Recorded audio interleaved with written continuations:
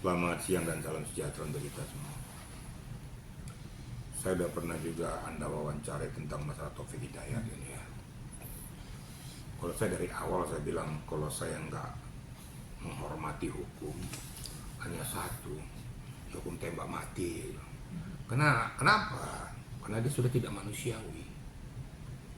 Bayangkan menyiksa orang sedemikian rupa sampai yang bersangkutan itu hidup aja nanti sudah bagaimana coba dia menghadapi manusia-manusia lainnya.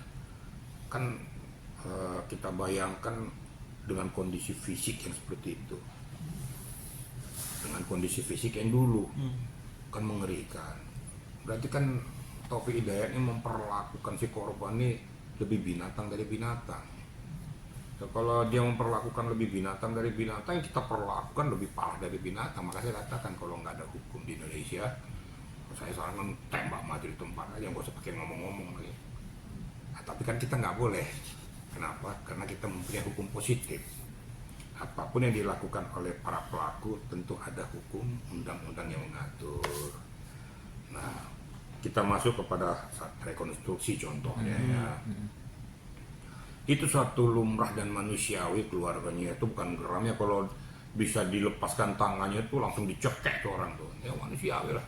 Melihat cara rekonstruksi itu begitu menjijikkan, begitu betul-betul menyayat hati.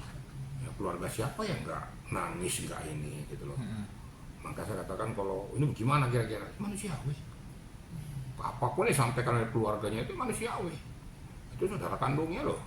Nah, gitu kira-kira. Jadi kalaupun nanti itu berjalan kita serahkan kembali kepada hukum yang berlaku. Saya selalu kan kayak gitu. Saya nggak mau ini salah, mau ini benar, tapi serahkan kepada keputusan hakim. Silakan adu argumentasi, adu kekuatan, tentu kekuatan berlandaskan hukum. Nah, itu jadi saat kita masuk pada penerapan pasal ya, yang saya tahu penerapan pasal itu ya cukup berat ya, penerapan pasal yang berlapis lah, ya. Yang berlapis itu karena ada termasuk penganiayaan berat gitu ya. Nah, kalau dikatakan kalau media ngitung-ngitung 36 tahun ya itu kan kalian yang ngitung, tapi belum ada sejarahnya di dunia ini, di Indonesia ya, belum ada hukuman sampai 36 tahun. Hukuman maksimal itu adalah 20 tahun penjara atau ditambah sepertiganya, maksimalnya adalah hukuman seumur hidup gitu loh.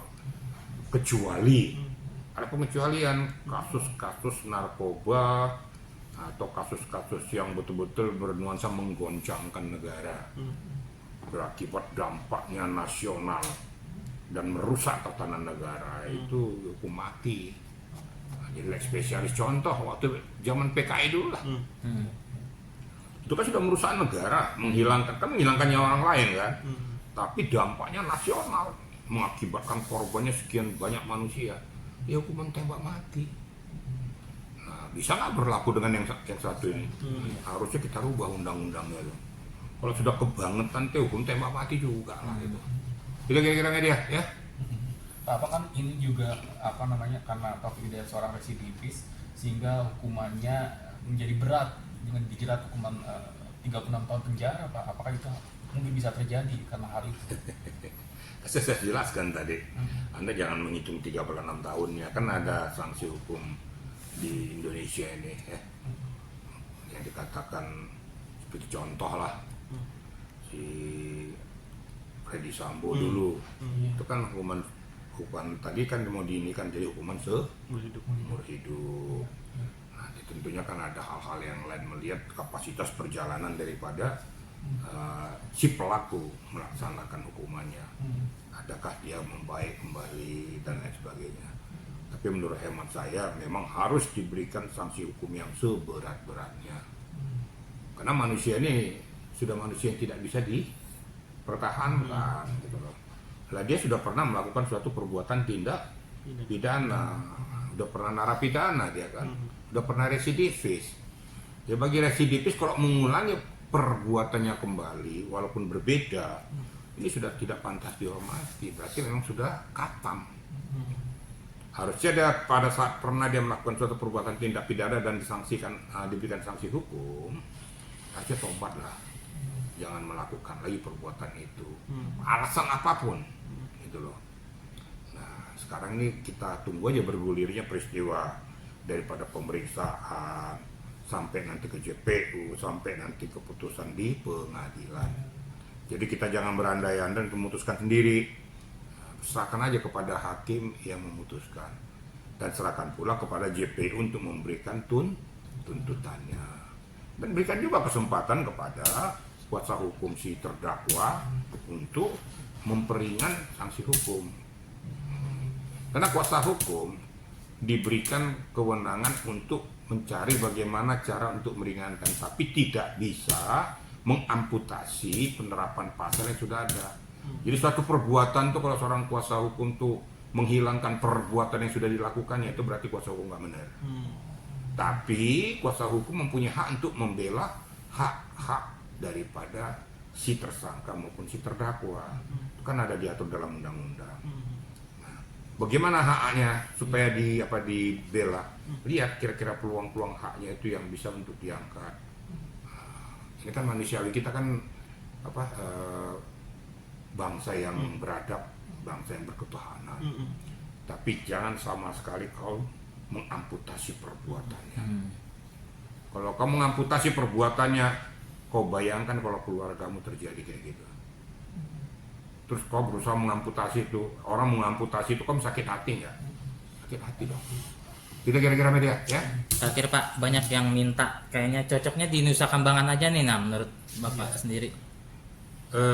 Bagi saya, sebenarnya itu karena ada momok Nusa Kambangan seolah-olah tuh udah cap stempel Nusa Kambangan tuh. Saya udah sering ke Nusa Kambangan, saya tahu. Biasa-biasa aja Nusa Kambangan. Cuma tempatnya terisolir. Di sana juga dilayani kok, dimanusiakan kok. Kalau saya bukan di Nusa Kambangan, saya tuh dibikin jeruji tersendiri, 2 kali 3 kau makan sampai situ, berak di situ juga kau. Dia nggak manusiawi kok, masa kita manusiakan juga? Kalau saya gitu loh kan.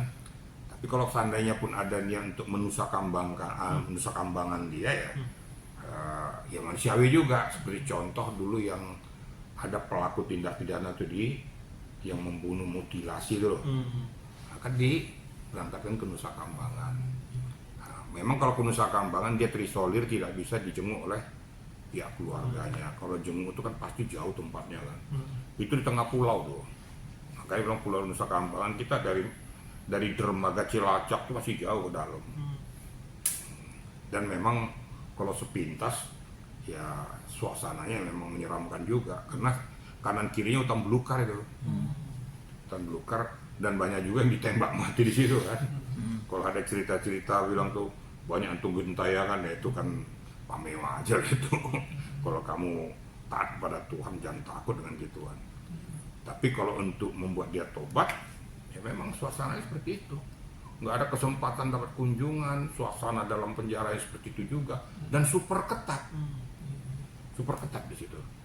Karena kan di sana tuh para narapidana kelas high, apapun itu, mau tindak pidana korupsi, mau narkoba, mau pembunuhan yang betul-betul sadis.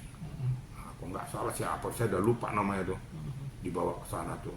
Dia mutilasi itu, dia makan lagi dagingnya. Sumanto. Sumanto, gitu loh. Kan masuk juga ke sana. Iya. Makanya saya bilang ya kita lihat aja apa nanti keputusan hakim yang terbaik. Gitu kira-kira ya. Siap.